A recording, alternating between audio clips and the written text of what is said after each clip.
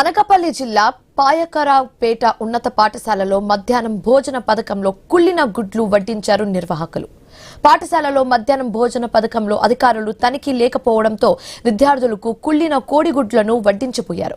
ఈ చర్యను విద్యార్థులు గ్రహించి స్థానికులు ఫిర్యాదు చేయడంతో వారు వచ్చి అడ్డుకున్నారు. అనకాపల్లి జిల్లా పాయకరావుపేట ప్రభుత్వ ఉన్నత పాఠశాలలో సుమారు 300 మంది విద్యార్థులు చదువుకుంటున్నారు.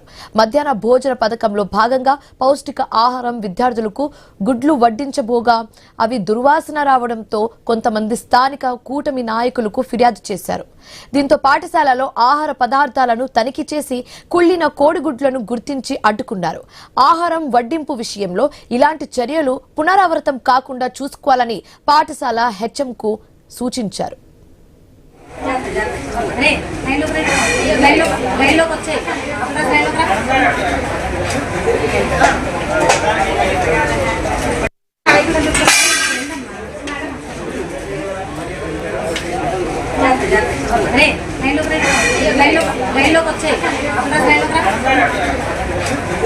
ప్రిపరేషన్ లో భాగంగా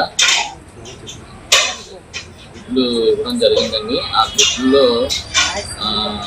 నిన్న ఉడకబెట్టిన గుడ్లు కొన్ని వాళ్ళు కలిపినట్టుగా గ్రహించి వెంటనే ఆ గుడ్లు ఉడకబెట్టిన గుడ్లు పక్కన పెట్టించి కలుషిత ఆహారం విద్యార్థులు తినకుండా ఆఫ్ చేయడం జరిగింది.